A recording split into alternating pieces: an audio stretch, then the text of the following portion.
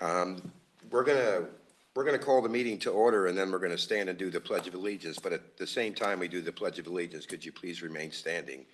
We have someone from town we'd like to remember. So I'd like to call the meeting to order at exactly 7 o'clock. Would you please rise and join me in the Pledge of Allegiance? I pledge allegiance to the flag of the United States of America and to the republic for which it stands, one nation, under God, indivisible, with liberty and justice for all. On Saturday, Kirk Eberling, a longtime resident, owner-operator of Take a Break, distinguished retired police officer from the town of Ramapo, and husband of Betty Ann Stolnaker, who was a former town of Tuxedo councilperson and former police commissioner, unfortunately passed away. The town of Tuxedo would like to offer its deepest condolences to Kirk's family, and at this time, we would like to remember him with a moment of silence.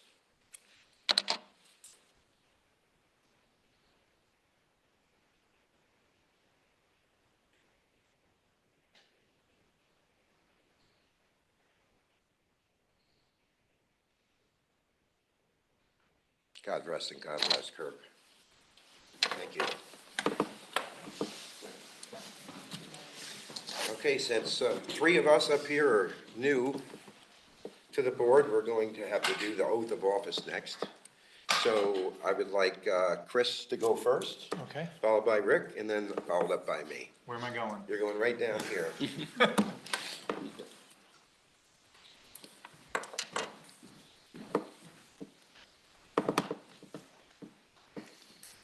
Please raise your right hand.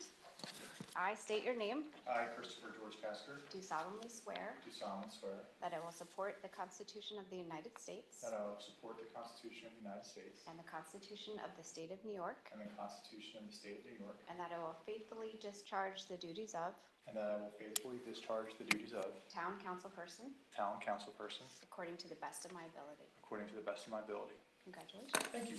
Raise your right hand.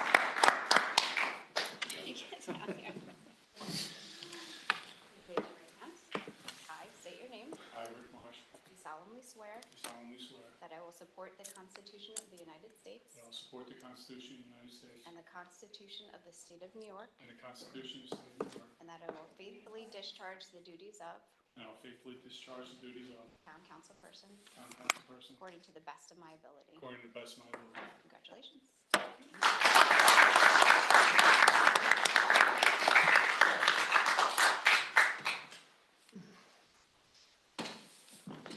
Please raise your right hand.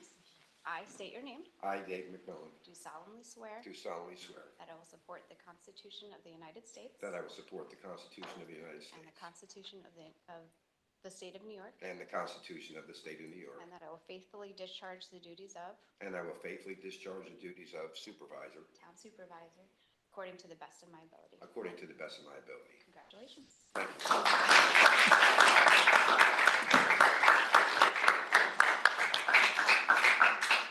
Thanks, Chris. Okay. So a few things tonight. We have several agenda items and some discussion topics. We have an executive session later in the meeting. We decided to move to the end, so you guys didn't have to wait for the hour plus that it might take to get through the matters of personnel regarding reorganization of the town of Tuxedo, which is done once a year. So, are there any public comments on agenda items? Yes, sir. Please state your name and your address. Hi, I'm Tony Davidson.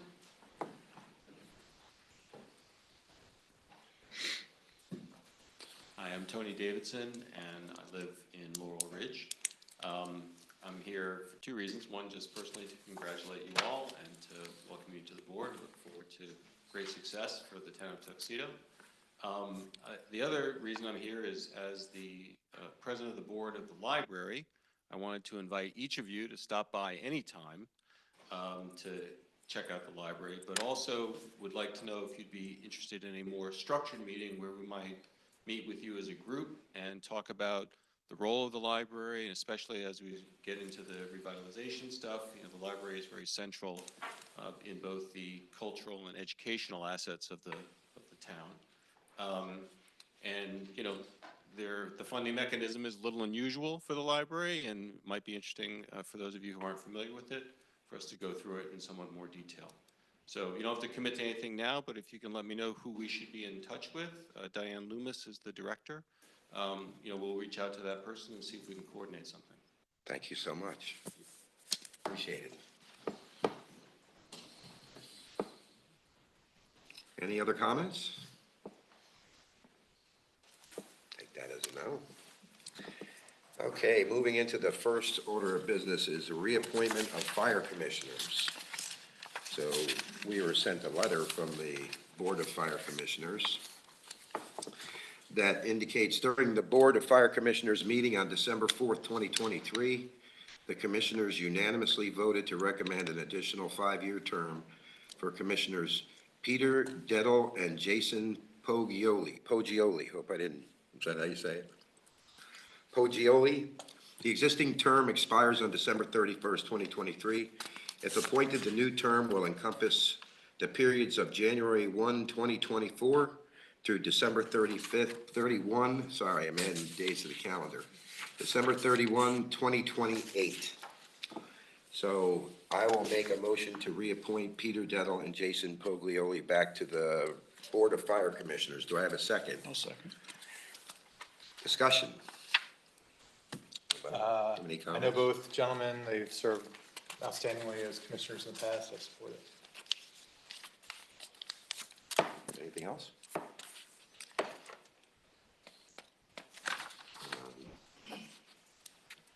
Okay, let's take the vote. All in favor? Aye. Aye. Aye. Hi. I'm Thank you, here. Deirdre. Hi, Deirdre. Hello. Okay, agenda item number 2. Schedule a special town board meeting for planning and zoning board interviews. We have a few openings on, I believe, 2 of our boards. One of them was already filled last year, right, at the end of the year? We have 2 on the planning and I believe 3 on zoning applicants. And then there's 2 and 2. And we have, how many applicants did we get? I think Two. like, 2 applicants for planning and 3 for zoning. okay, so let's take a look at the calendar. So we already have it set for the 11th, right? All right, was that okay with you guys, Jay and Yep, I can make that. Chris? And I think we amended the schedule to add an additional applicant at the very end, Justin, I believe his name is. He's the alternate on the zoning. Okay, then at this point, I'll make a motion to schedule a special town board meeting for planning and zoning board interviews. Do I have a second? I'll second that. Seconded by Jay. Any discussion? All in favor? Aye. Hi.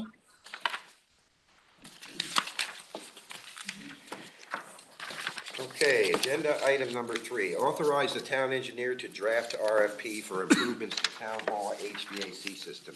And do we have, we don't have Sean Hoffman. I don't think he's up there. All right.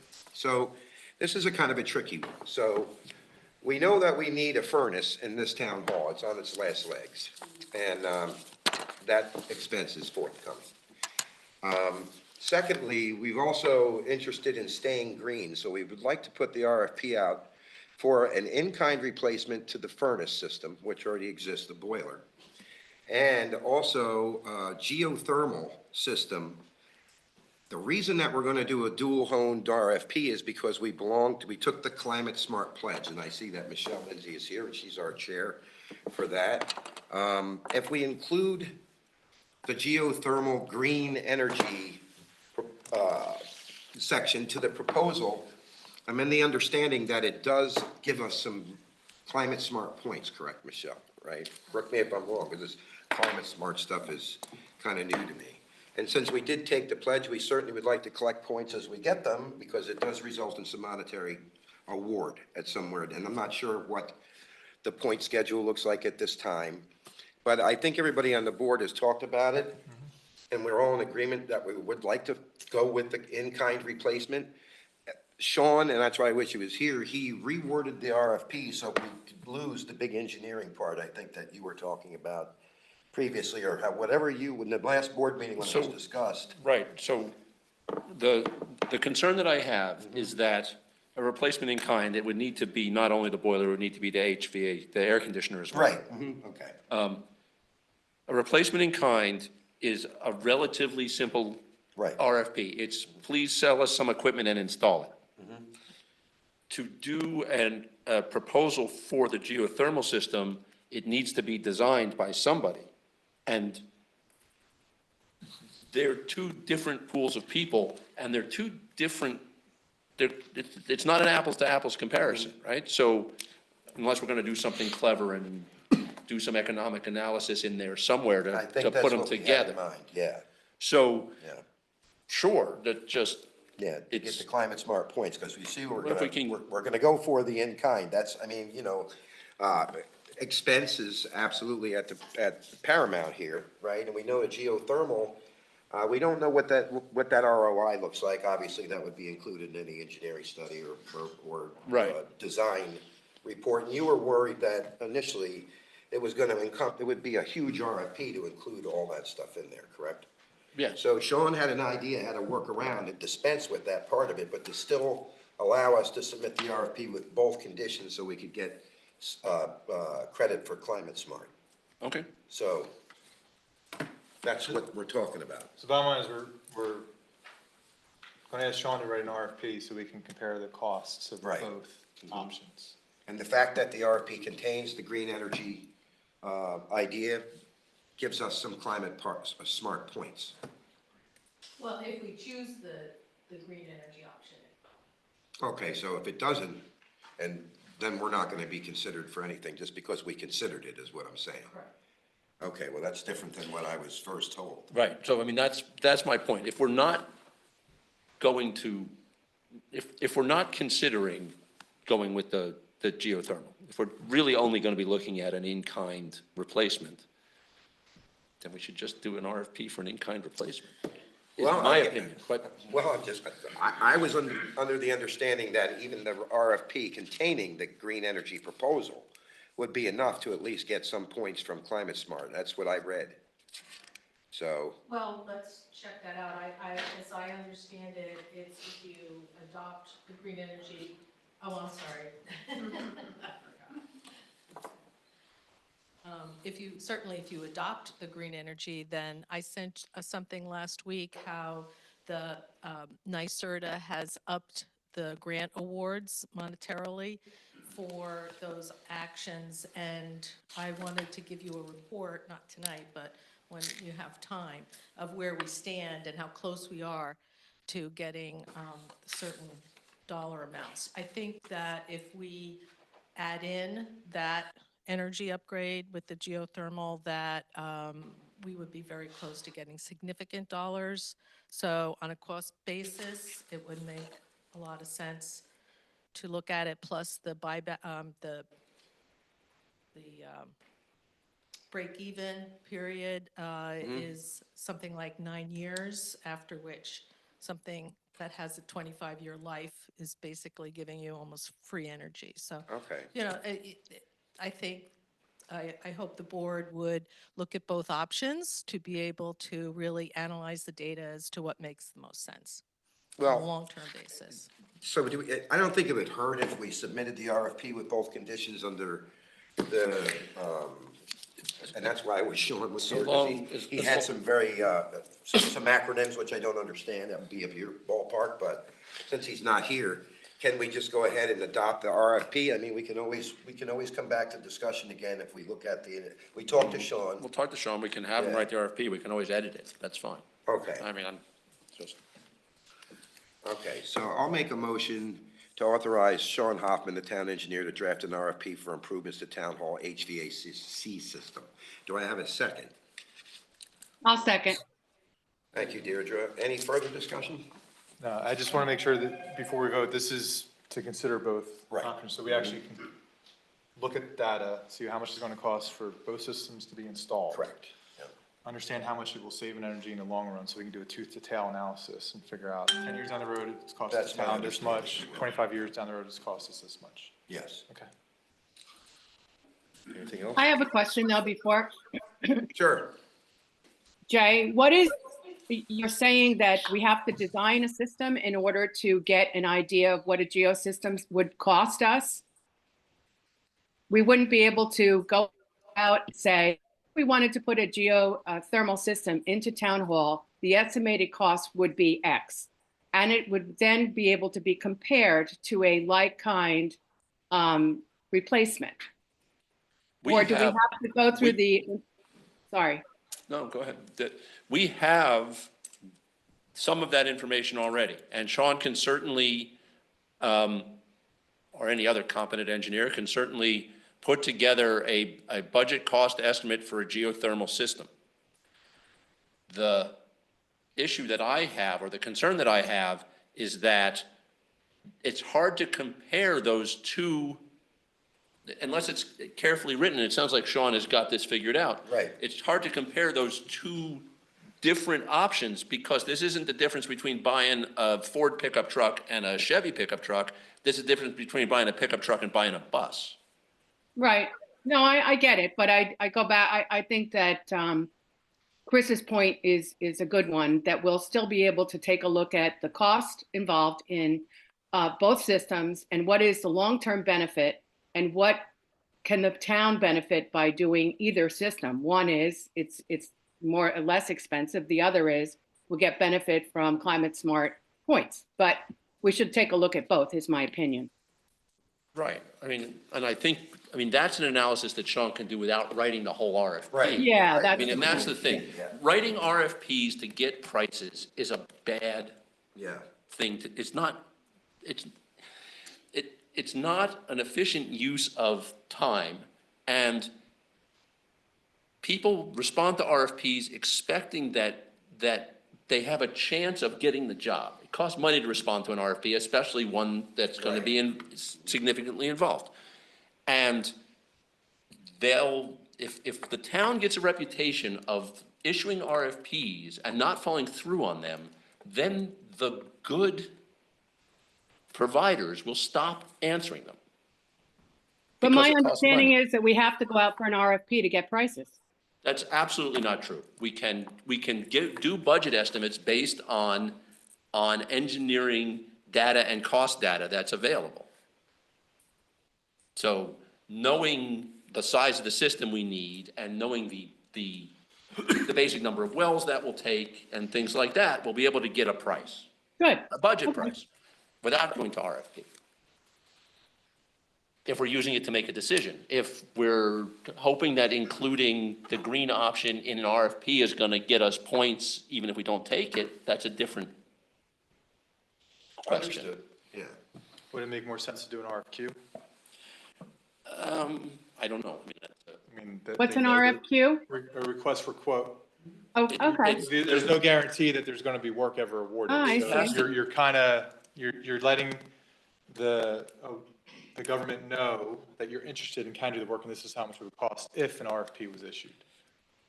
Oh, It's my understanding, and Amy or Carrie, who's not here, can probably, a request for quote is for objects, and a request for proposal is for services. Maybe. And that's part of the issue here. We have they're two different I see what you mean. You could do an RFI, maybe that's what I was thinking of. that could, possibly. Okay. I'm not trying to be obstructionist, I just, I like Sean's proposal. He sent an email, there's a little bit more expense with looking at, because he has to ask a few more questions for the geothermal option. I think that he had a pretty good I agree. outline of And I had a what pretty good would conversation work. with him about it, but Jay, yeah, I haven't seen what Sean put together, so. well, I think he's waiting for us to, he spent about an hour with me on the phone because I'm not an engineer Right. like you.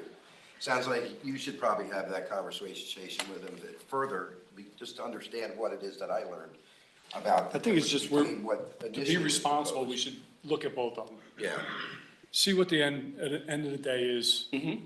It's gonna be X amount for the replacement of what we have, and then we could see the long-term benefits, and then we could come up with a good idea.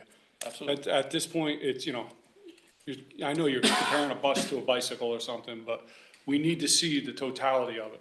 You know, if it's gonna pay out in the long term for the residents, that this building will be, you know, serviced by geothermal and it's gonna be better and we can see those numbers, well, then we made an educated decision. Absolutely. With just sticking with our thought of, you know, just taking the furnace and replacing it, saving the Right. money up front, may not be the best for what's down the road.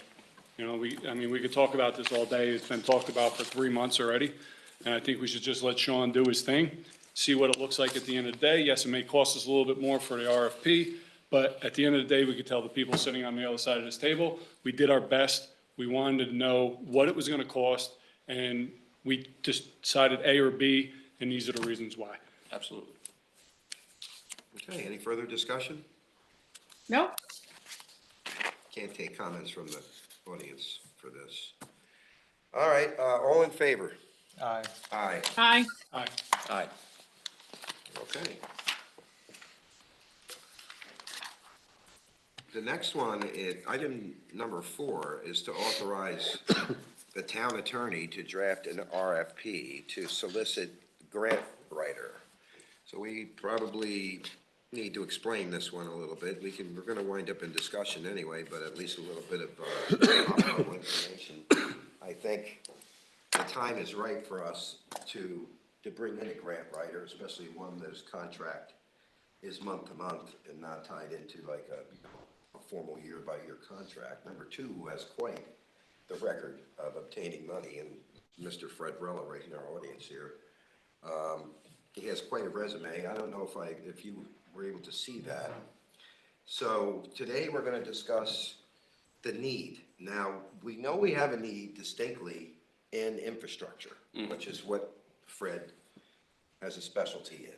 We know that we also need equipment, highway department equipment, which he has a great track record bringing funds in to buy, right? Now, of course, that's a whole different subject matter about purchasing equipment and instead of leasing it, but at least we have, you know, we would have a legal path towards, you know, gaining access to funds that we're not aware of, because I'm not a grant writer, and I don't think any of us professionally have ever engaged, maybe dabbled a little bit as an, you know, The benefit of having a grant writer, they have the pulse on what's out there.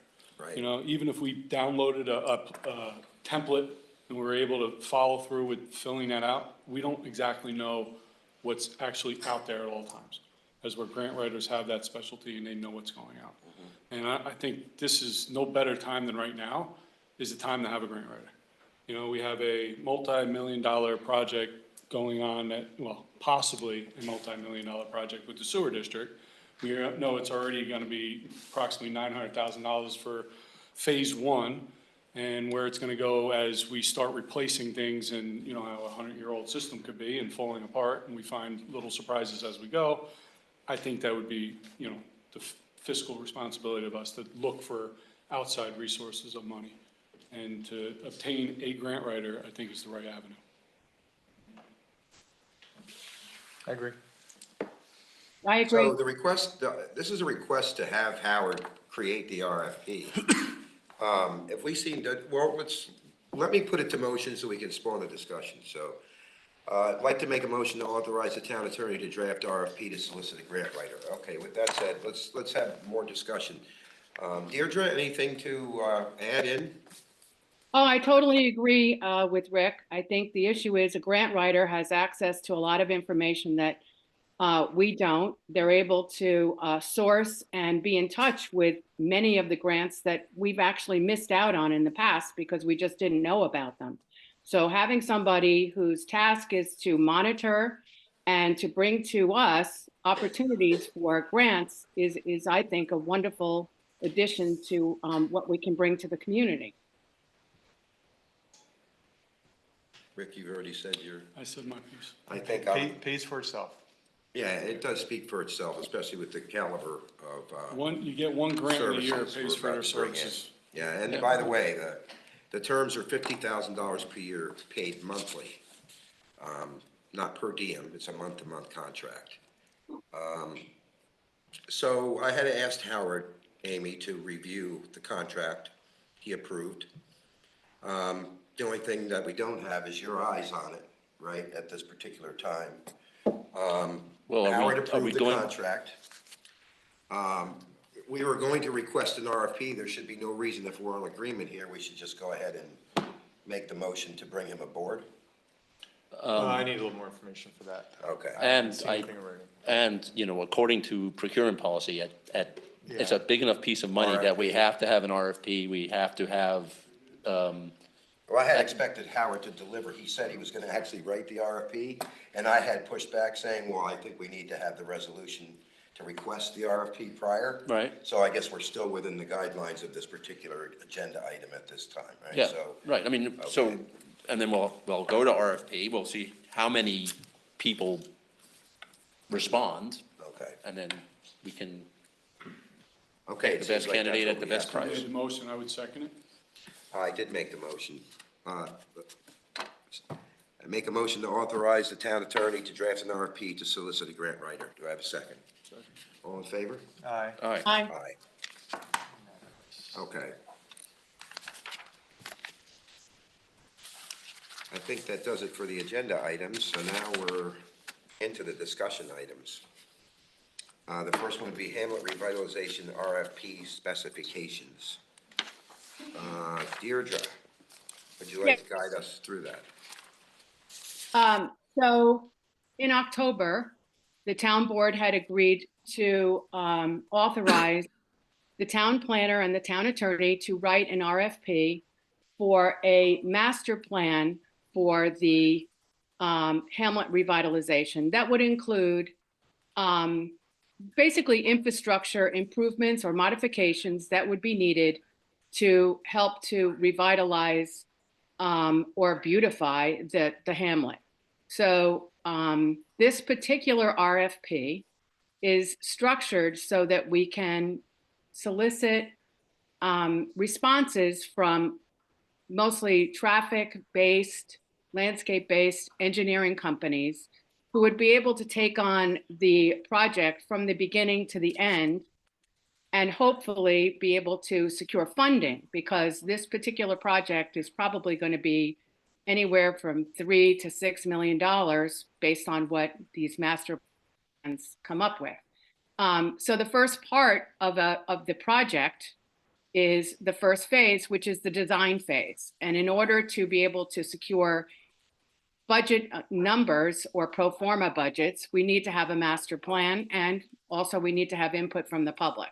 So phase one of this RFP is for a design concepts for a master plan for the hamlet, which would include traffic flow, pedestrian walkways, lighting, landscaping, site enhancements, things that we've been talking about for quite some time. But we have looked at the comprehensive plan, and unfortunately, the plans there are basically aspirational as opposed to realistic. So we really need engineers and people who actually understand urban planning to come in and tell us what is the best way we can approach improving our hamlet so that we are friendly for basically consumers and new business to come in.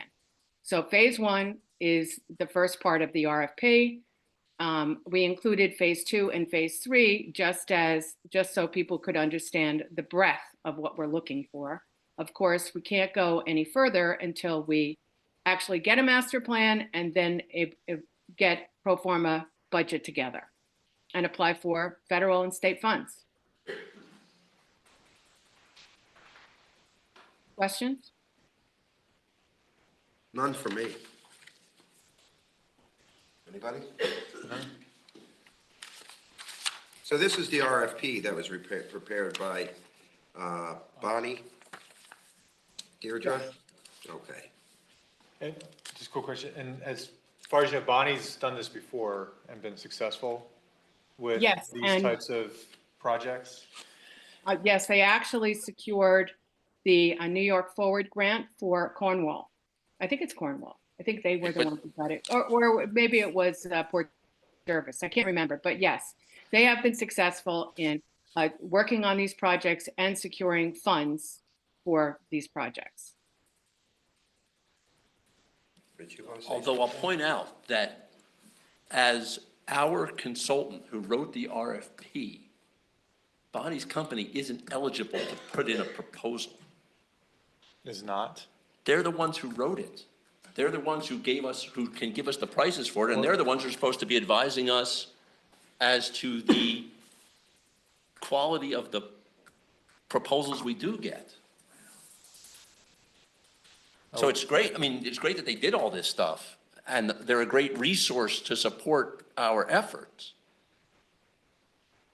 I wasn't As long as they expecting them to know bid they're on not it. able I to mean, do any of the work. You know, The town I don't know if planner, would they actually think they were gonna bid on the work? I don't know, I doubt it. probably not, Thought just, never crossed my mind. That's not our problem, though. Our problem is to worry if we're gonna approve getting the RFP done. If they wanna put in, they can't do Well, the work.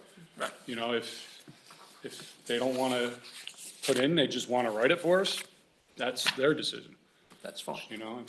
But They wrote this for us, are we gonna move forward with getting? My point was, this isn't the first time there were an RFP on this topic. And they've written RFPs, they've gotten bids, who they were in Port Jervis, Cornwall, whoever it was. Yeah. And the work is moving forward.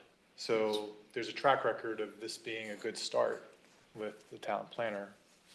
That's why I made that observation. yeah, no, absolutely. Agree. So what's the next step, Deirdre, for us to move it along? So we just want to post the phase one, the RFP, asking for bids on phase one.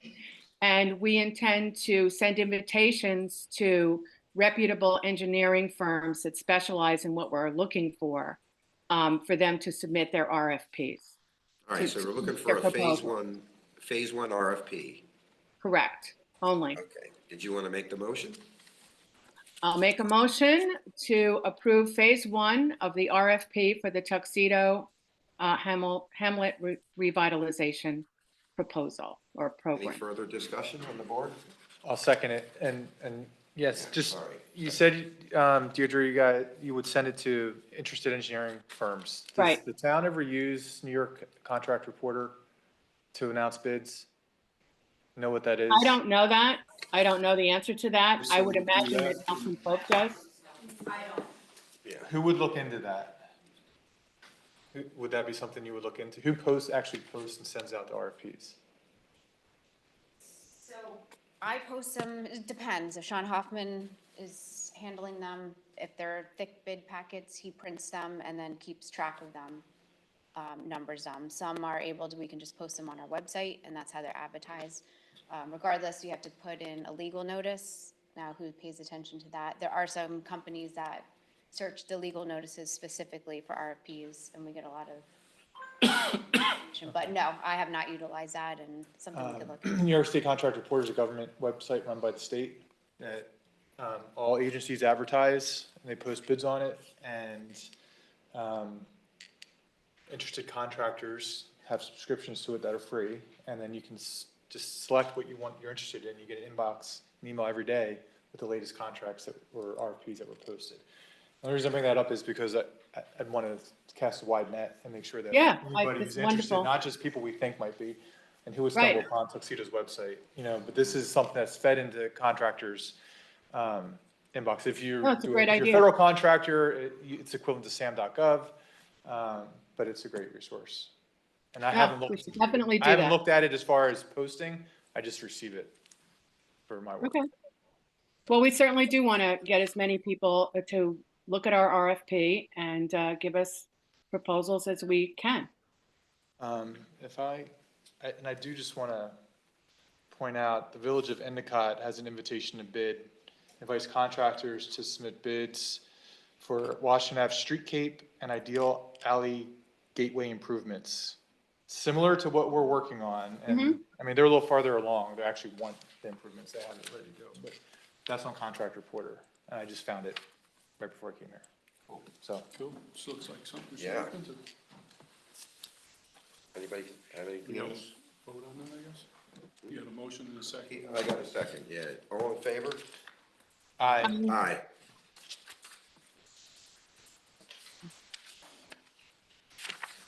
Okay, I think the next one here is, yeah. The Hamlet Sewer District, next steps. Amy, this is gonna be for you. So I had a conversation with Howard Trotter a couple of days ago, trying to find out where we left off in the application for the bond anticipation note for the Phase 1 I&I repairs that we talked about, Jay, for, how many weeks now, right? Yep. So we have no idea where we stand in that process, since we absolutely have to have financing secured by February 14th. We have, based on our best estimates, we have sufficient funds for this first phase. That being said, there's more work coming. There are, and there's always the possibility of things costing more than we thought they were going to, depending on what we find. And it is, reasonable and prudent to start looking for financing. I don't know how much liquidity is in the fund The compared fund, against the expense. I mean, I think it's over $800,000. there's over $800,000 in the fund, plus the monies that we'll be collecting this year. Plus, we have tentatively earmarked the ARPA funds for part of that as well. So, but again, it's, a reasonable thing to do two things. First of all, to start looking at financing this, and to be looking at grants, because there are huge grants available for the state and the feds for just this kind of work. I agree. So I'm kind of inclined not to, I get it that we have the money if we can get the financing, right? Right. In time, but, going forward, What we- financing to me is like the best option, especially since we're gonna go do a Phase 2 survey and we don't know what we're looking at there. No, I absolutely agree with that, and I think we should do that. The issue we have with February is we have until essentially the second week of February for the bid to remain valid. Okay, So that's what it was. So February 15th? 14th, I don't remember the 14th, exact yeah. date. So it's important that we get an update on that. I don't know if Howard had conveyed to you my conversation with him. He did not convey that conversation. I did have some emails this morning and over the weekend about this, and I'm not the attorney who will be doing the bond anticipation note and the financing on this, so, David? yes, David David. Gubitz? Okay. Dave Gubitz and Ben Then I can Gailey. follow up with him tomorrow then. Okay. It's a little, it's related, but not exactly the same thing. We are down a pump at the pump station, and we need to get that fixed to Sweet. It's in the process. The pump station that's down at the water's edge, you mean? Yes. Oh, you're kidding. No, there's two pumps in there, and only one of them's working. Okay, geez. Rob, was that from the last flood? No, it's not from the flood, it's prior to the flood. I'm gonna suppose It's that prior to the flood. remediation of the level of that pump house would be in Phase 2. Any phase we want, whether it's remediation of the level or putting a flood wall around it or something like Something, that. yeah, in and of those terms, yeah. Absolutely. Okay, cool. Rick, since you actually ingested yourself into this next one, I'll let you take it. Oh. All right, sitting down with Chief Trezino of the Tuxedo Police Department, just to go over some items with him. I noticed while I was at the police department that the Route 17 side of the building is in significant disarray inside. The sheetrock is not on the wall, they have plastic up. There's some other security issues that they need to get fixed. I have a letter from the chief that he put out several months ago. He said it's been like that since he took the position as police chief and has not been repaired. I'm concerned about it, not only for the safety issues, but because of the repairs that need to be done. I had taken some pictures. I believe we should probably get Sean involved and have Sean stop up there, take a look for himself. There's some pretty significant cracks in the building. They've actually found bricks laying in the parking lot from them falling off the side of the building.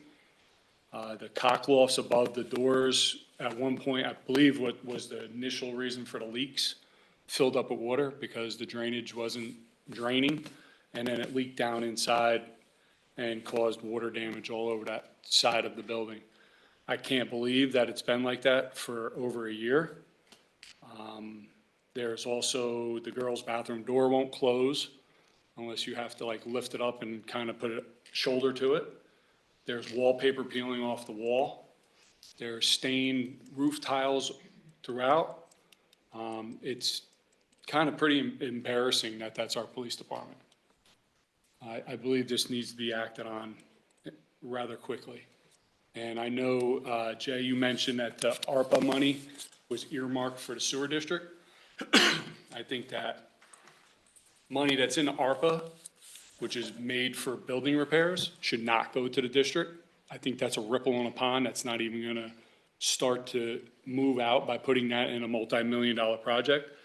I believe that ARPA money should be earmarked for things like this.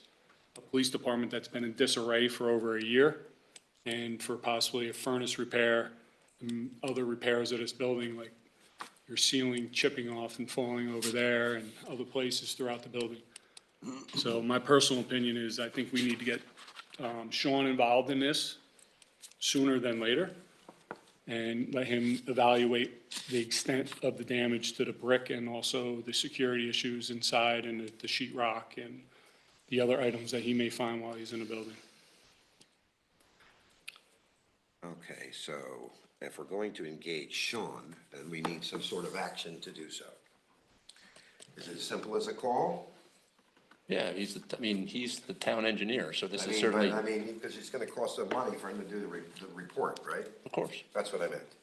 So we just consider this like normal scope of, normal business with it, Yeah, inside a just, guideline, yeah, okay? have him, I think have him, he has to designate what needs to be fixed, right? And then we could put And that then we can into. put Right. that out to an RFP for repairs. for repairs, unless it's stuff that we can do in-house. Yeah, Okay, so, I mean, I think the thing to do is to ask Sean to give us an estimate of how much time he's gonna need to do it, so we'll have a number, we can, okay, sounds good. approve it. And yes, the ARPA money is not earmarked like it's nailed in a box. Yeah, no, So, I forgot that that was discussed in the past about putting that into it until you just recently mentioned it. And I just wanted it to be known that, like, I really feel that that money going towards the sewer district definitely should not go there. It's there are- more for stuff like this. there are guidelines on what it can be used Yeah. for, which, I believe we can- building repairs is definitely one of them. and it very well may be. Okay. Deirdre has her hand up. Yeah, Deirdre, I just would request that when we talk to Sean, we ask him about a timeline of how fast he can get this done, because he is very busy, and if, in fact, it's going to take a lot of time for him to get in there and give us a full report, we may want to have an alternate plan to get an estimate of what needs to be done. It could take a long time for him to get that done. To your point, it probably has to get done sooner rather than later. I definitely suggest it. If Sean doesn't have the bandwidth, we can ask Fusco to do an Yeah. inspection. Yeah, we should have a backup plan is my only point. okay. Next one, commuter parking lot fees. It's been quite some time since we've reviewed them. We want to remain competitive, but we have some suggestions in front of us here as to changes that have some merits. And Rick, I know you probably had something to do with putting that in there and working on that schedule. So if you'd like to introduce it to the discussion, that would be fine. Okay. Yes, we were reviewing the parking. Actually, I'm part of now, thanks to Marissa, the Park Mobile review, that we get a message every day showing how many people are parking there and the revenue that we're taking in. There are significantly more people parking there than we're taking in revenue. So we are working on, that's on the agenda too, isn't it? Freebies. Huh? Freebies, right? Yeah, well, I would like to suggest that we take the $3 parking fee, move it to $5 a day, as opposed to $3, and on weekends, $7. Slow is charging $10 a day, Okay. and Yes, I think, we're not asking to be Rockland County prices, but I think also it's been $3 a day for a significant amount of time, And I think with inflation and things going on, it's not unreasonable to ask for an extra $2 on I weekends concur. or during the day. And with that extra money, we, is it in the talking points for the dog warden? For what? For the dog warden? Yeah. Okay. I, So with our, it is, right? So to piggyback on that comment, we have a dog warden in the town of Tuxedo, or animal control officer, to be exact. And part of that animal control officer's duties can be to issue parking summonses and to do Yeah. traffic and to do other things.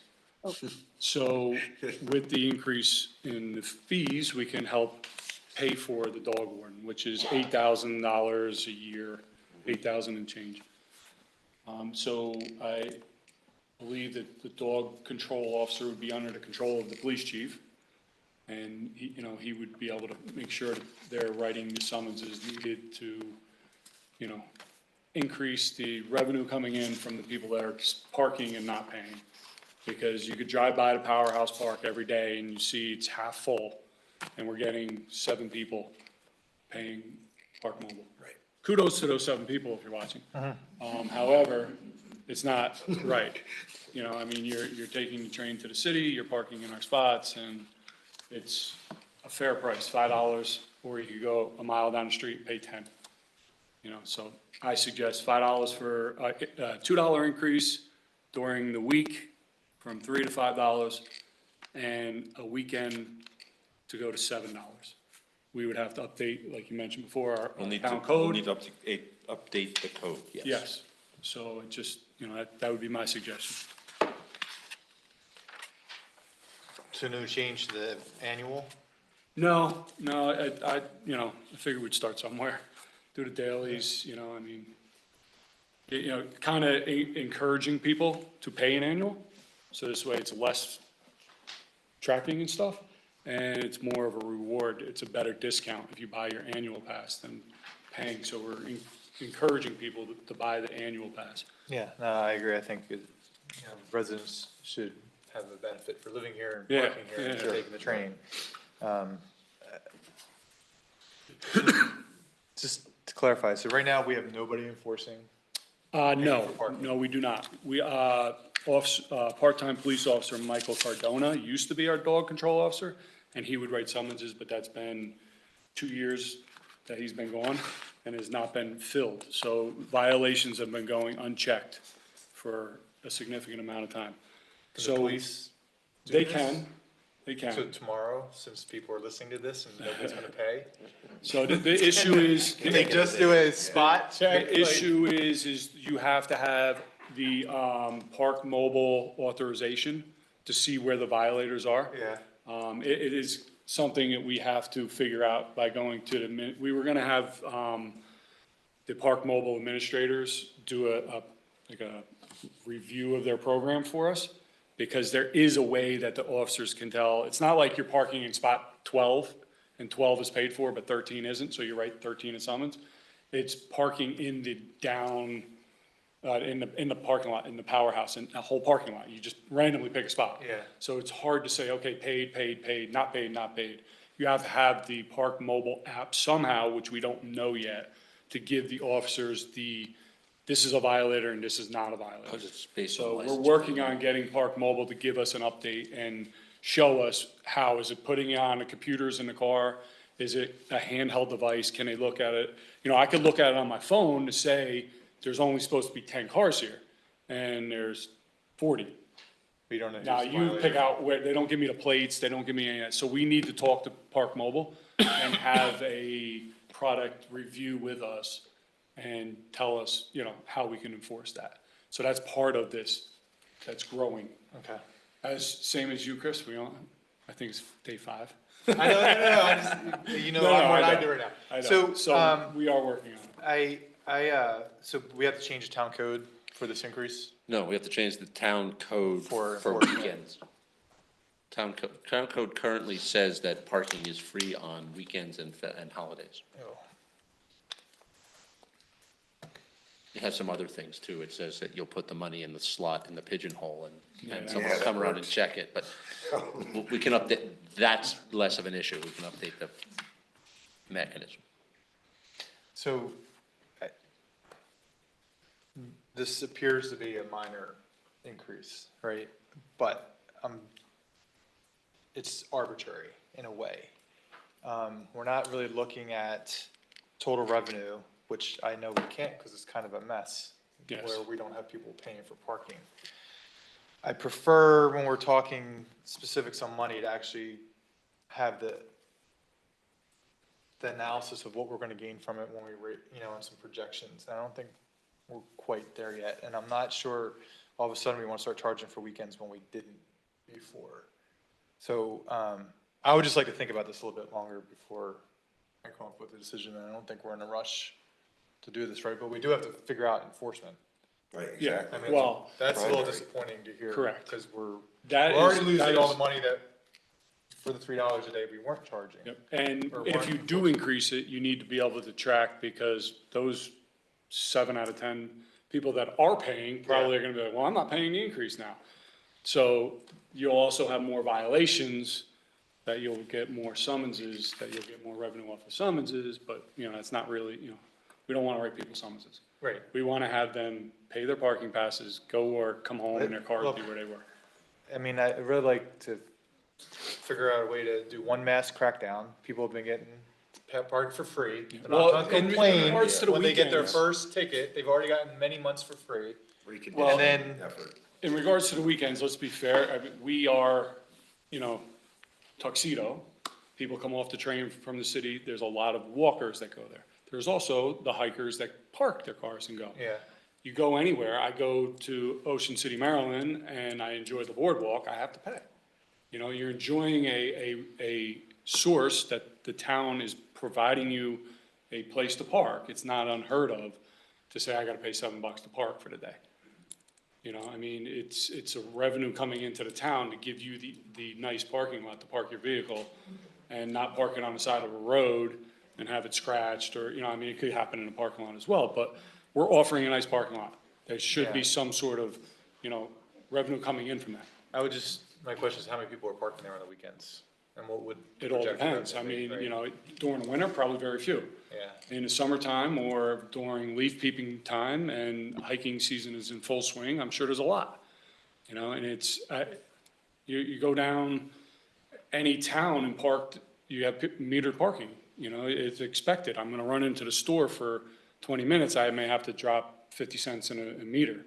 It's a benefit to be able to park and be able to enjoy the activities. Yeah, I just don't get the sense that I park on the weekends and have to pay. Usually, definitely not Sundays, sometimes Saturdays, depending on where I am. I would just, like to consider this a little bit longer before we make a decision. But I think more immediate is figuring out what the law needs to be changed to, so we can at least get the enforcement going.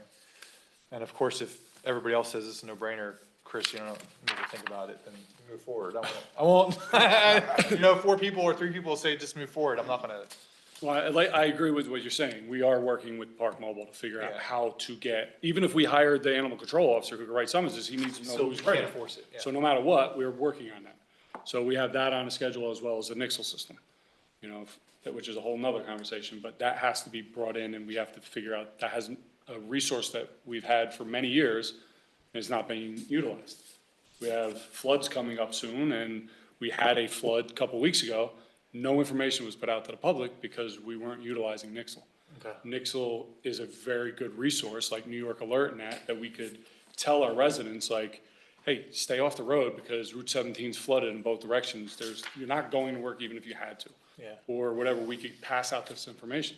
But we're waiting on a response from Nixle to when they could come in and give us a demo and tell us the resources that have improved or that are to our resource. So both of them are on a schedule that we need to get in. Park Mobile, Nixle. Tomorrow, up to 3 to 4 inches, Well, yes. there's actually a bigger problem there. I'll take a couple minutes to describe it, so. The last time there was a flood, which was prior to the first of the year, we got 4 inches of rain. Everybody knows what happened. About 8 o'clock that night, the East Village became impassable. No one was going in and no one was getting out. The underpass was flooded. Yeah. 4 feet. The Office of Emergency Management wasn't engaged. The police tried to get the state police to open the crash gate just in case of a health or emergency issue, and they turned them down and said absolutely not. I had to call the Office of OEM in Orange County to get them to give me the state trooper barracks, Troop T, who's in charge of that section of the road, and plead our case, at which point they gave us permission. Now imagine having to ask permission to have people rescued. That kind of is very concerning to me.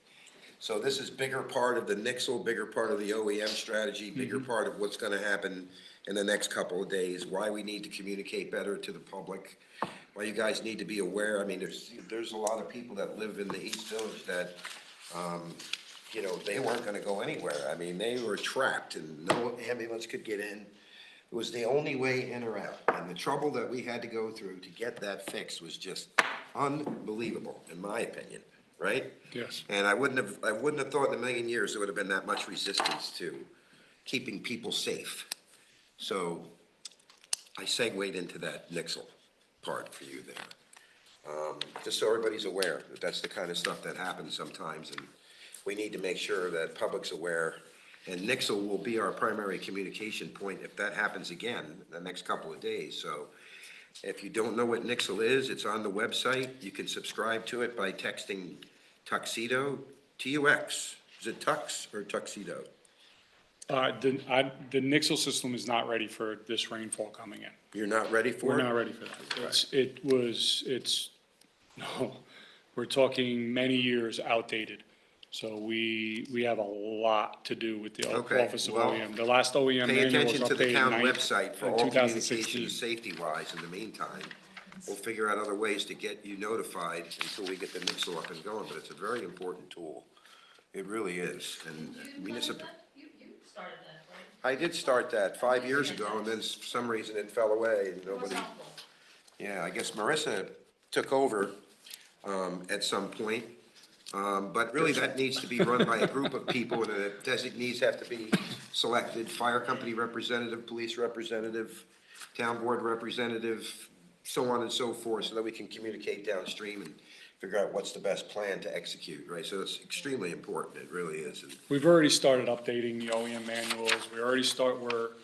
We got a pretty good jump on what needs to be done for that. And we've been talking about how to update the system. Again, we have to call Nixle in. They may have a better way than what I'm seeing, because what I'm seeing is I'm gonna have to send out a mass mailer to everybody. And I've already designated different zones in the town: East Village, Hamlet, Laurel Ridge, Clintwood, Southfields, Eagle Valley, all the different, Maplebrook, all the different areas.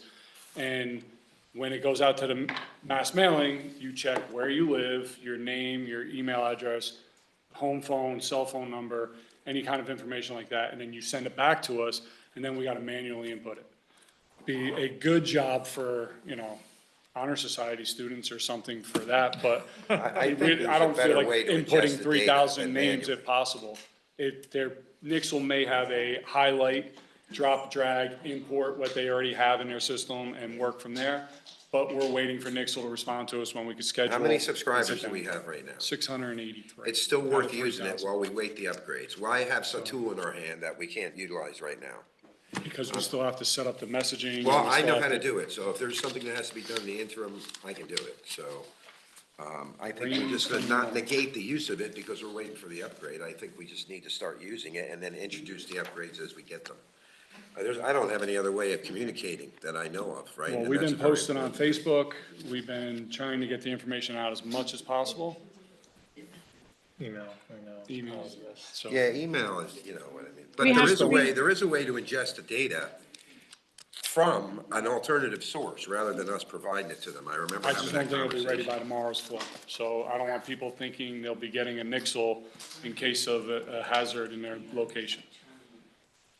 I think they would be more apt to follow the Facebook notifications or something along those lines. Okay, so then We we'll will just be go, we'll working on stay it, with, exactly.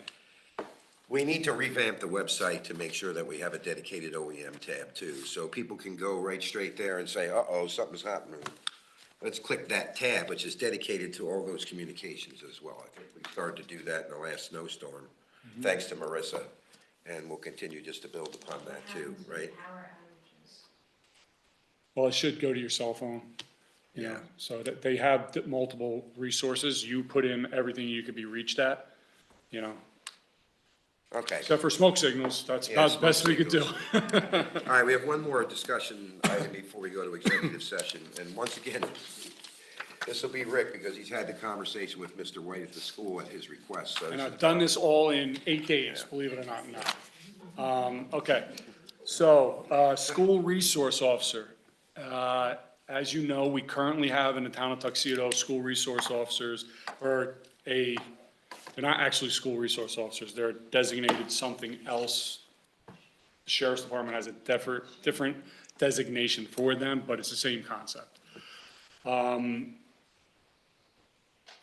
know the school approached the board many years ago, trying to get them in for other reasons. I have no idea why they ended up going to the Sheriff's Department instead of the town of Tuxedo Police. I spoke with the superintendent, Jeff White. I also spoke with the police chief, John Trezino, and they have spoke. All three of us have come together, and we believe this is something that can happen. I personally think the town of Tuxedo Police Department should be in our schools with our kids. Okay, they're the people that are seeing and interacting with our kids on a regular basis. They're the officers that are here on holidays, on vacations, on summer break, that are interacting with our kids. They're the ones that if a kid is having a bad day, will go to Officer Smith and say, "Can I speak to you?" And he'll talk to them. Not somebody they don't know. Okay, it's more of an approachable person. It's somebody that we need in our school. And I'm not bashing the Sheriff's Department by any means, because they have an outstanding program. I just want to see our police in our schools protecting our kids. So there's a lot going on with this. There's a lot of moving parts. At this stage, I don't believe it would be fair to any entities involved to talk numbers or hours or anything like that because of the extent of it. There is, they do pay the Sheriff's Department a set price, and we would be looking to get that paid to us to, support the police officers that are going there. The police officers that we were talking about are the part-time police officers. They are already budgeted. They are already part of the Tuxedo Police Department. We're not adding officers for this position. We're not doing anything other than putting people that are already budgeted in our police department back to work. Since we went to 24-hour police coverage, which kudos those board members, town board members, that was priority number one for us, and you guys got it done. Thank you. But now the part-timers don't have hours, okay? So they used to cover the midnights and the weekends when the full-timers weren't there. That was their jobs, per se. So now we have 6 part-time police officers that are in our budget looking for work, and we're gonna put them to work in our schools, protecting our kids. So the money that's already budgeted, it's a no-brainer, okay? We have budgeted money, and we're gonna get money in instead of the Sheriff's Department.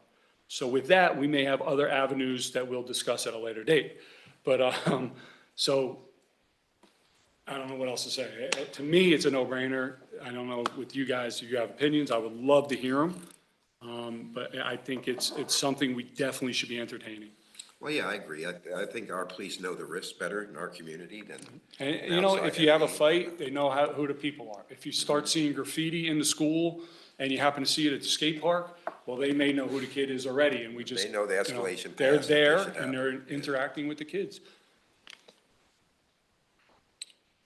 No objections, I agree 100%. What are the pieces that need to come in place? I guess there's There's a school lot of board, pieces. There's, and what's the timeline? What do we think? well, the school would like to do this as of if they get approval. They're looking to go to the board January 17th, and they would like to implement it on the 18th. That's not gonna happen. That's very wishful thinking. Chief Terzino thinks it's more feasible if we plan this for next school year, giving us some time to work out the details. There is a lot of details. They want a certain amount of police officers for a certain amount of hours per day, per days, per year. Then you have summer school that they have less hours for less days per week. And then you have to think about special events, basketball games, board meetings, concerts, that you have to work out. That may be a per diem kind of hourly thing as opposed to working that into a budget. It's a huge project that has to go through. I have numbers. If you would like to see them offline, I could show you those. I showed them to Chief Terzino. He kind of gave me a idea of how we can work this. It's feasible, for what they're asking for. It's just, we have to talk about it. We have to agree to go further with this, or say you're wasting your time, because it is gonna be a lot of time to set up. And then we have to go and develop a contract, we have to do all this stuff. There's a lot to do here. So, I think we're well on our way. I think it's definitely is something that we should be entertaining. And I'm more than willing to continue with the process and, obviously keeping everybody Yeah, opposed. Just to get it out there, so this is not cost recovery, this is a revenue stream. Well, I hope so, yeah, Okay, because so it's you're already still at that budgeted, point. so, we're not paying for additional police officers. So they're already on our employment. Right. They're already budgeted, and then we would be getting the money that the sheriff's department's currently getting, Okay. Sounds good. so. I don't know what you. Conversations continue. So, yes, so I am to proceed with this. Yeah, Are you I all right support with that. Jay? Absolutely. Okay. Deirdre? I mean, any at some comments point, we'll on need that? to actually Okay. 100%. see the numbers that. Yes, well, see the numbers- it's too premature. Understood, understood. I have numbers just so I can understand if this was gonna be something that we should entertain. And it's something that we should entertain. It's gonna be a huge detail because the chief is gonna have to schedule people. It's gonna be a scheduling nightmare because you have 6 part-timers covering a certain amount of hours per week. That if somebody calls in sick, they gotta call in another part-timer. You don't wanna backfill. If there's an arrest made in the school, how do you do that now? The SRO can't leave the school making the arrest. Does the patrol guy now cover that arrest? It's a huge thing that we have to think about all the Which is, pieces in the wheel. Yeah, of course. But it's definitely something that I feel strongly about, and I think we should have our guys there, not at 3:30 getting in a car and going home to wherever they may live. They live here, they work here, we see them on a regular basis. I think it's a perfect community. I totally agree. Outsource. Okay. At this time, I would like to make a motion to go into executive session for the purpose of discussing personnel matters at 8:07 PM. Do I have a second? I'll second that. All in favor? Aye. All right. We're we have to go, we're going in to do reorganization, discussing personnel, so it should take a little while. Something tells me this is gonna take a Yeah. while. Something tells me you probably won't wanna stick around. But anyway, if you're not here, If you do, we'll thank see you you when we so come much out. for coming, you guys, appreciate it. We are gonna do reorg.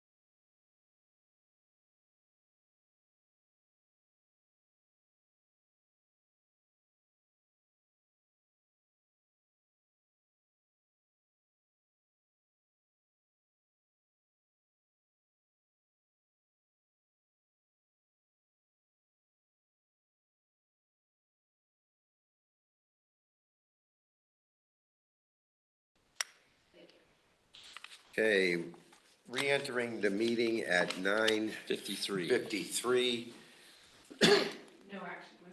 No action was taken in executive session. Now, we want to make a motion to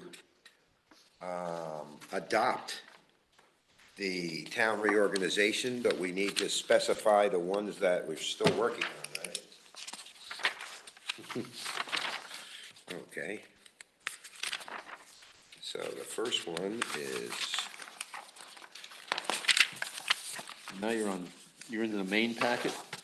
we're back into we're trying to adopt the reorganization, but we have to specify which ones What the that cha- cannot be adopted tonight. Right, okay, so start on page 6 of there you go, that first yellow, All the contracts that we didn't get yet. Page 6. Well, apparently I'm on a Sorry. phantom page 6, here we go. right, back to There you go. back to the meeting packet, not the executive session. I don't know how I got that renegade one. Okay, so page 6 will be Andrew Arias, Nope, that's the other page 6. wait a minute. I got page 6 and page 6, which one are we on? Page 6 is the building How department. do I have like a third renegade copy of the? Here we go, so, town reorganization. Okay, This is, don't read this note, but so, town reorganization, the changes are here on page 6. okay, The page building 6. inspector 3 is still TBD. Yeah, building inspector 3 is TBD.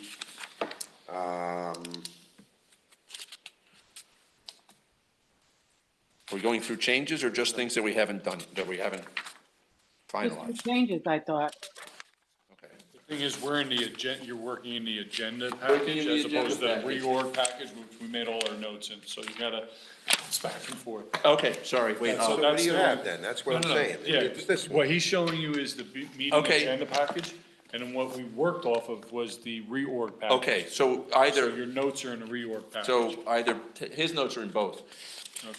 All right, so then it's page 2 of the reorg packet, or page 6 of the agenda packet, All right, is this building is department.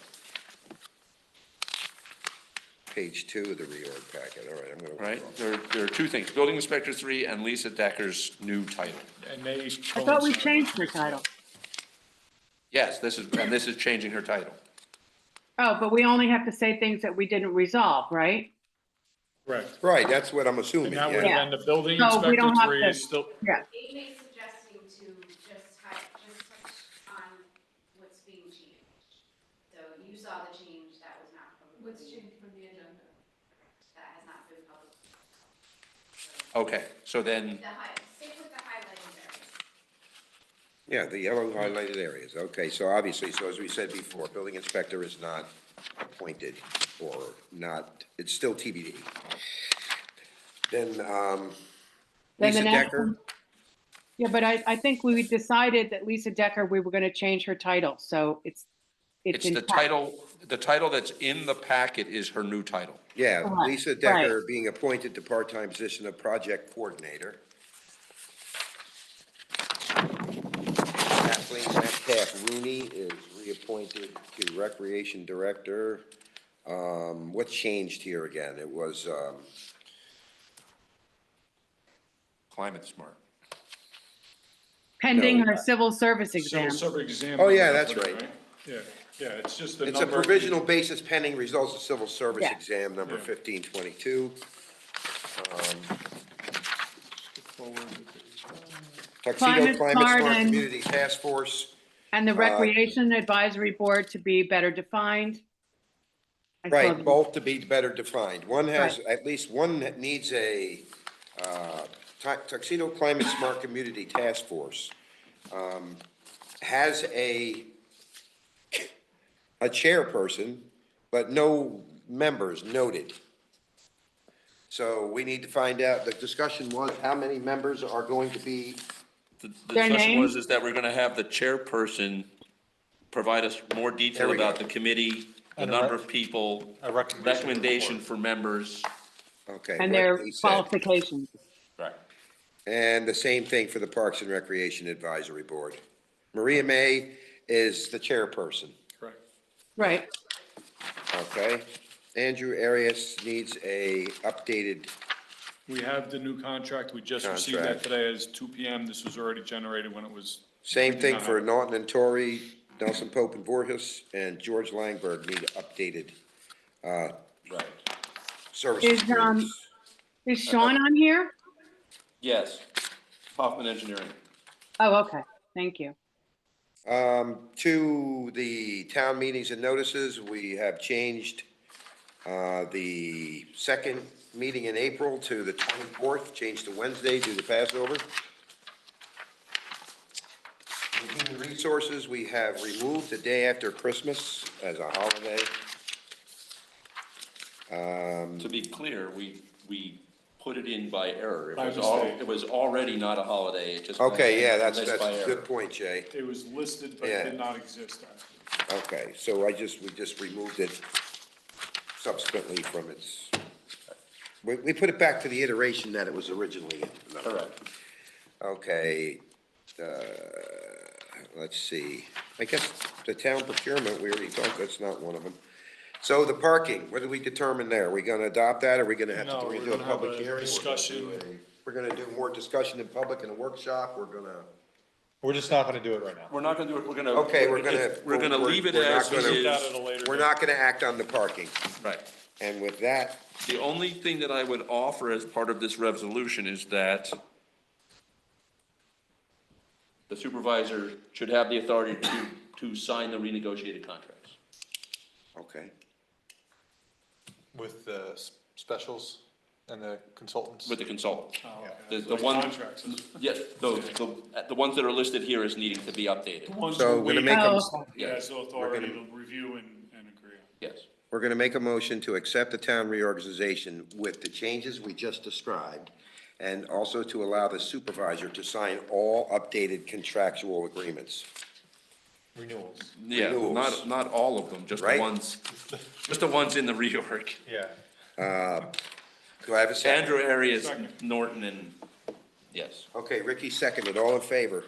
Aye. Aye. Aye. Okay.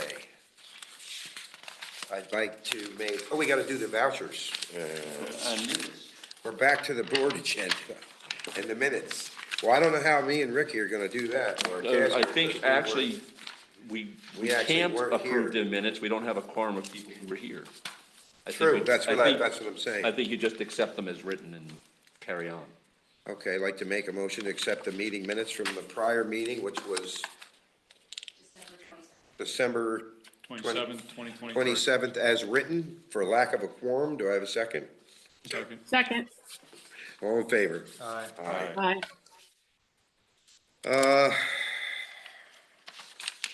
Vouchers. Vouchers, okay, I'd like to make a motion to, where is it, where's the vouchers here? Oh, here it is. Like to make a motion to accept the vouchers, claim numbers 201-2922-659 through 201-2922-715, with the exception of two that were held out for further investigation, 2012-922-665 and 2012-922-688. Do I have a second? Second. All in favor? Aye. Aye. Okay, and with that, I'll make a motion to adjourn the meeting at 10:03 PM. Do I have a second? Second. All in favor? Aye. Aye. Thank you, gentlemen. Sign the And book. lady. Thank you, Deirdre. It's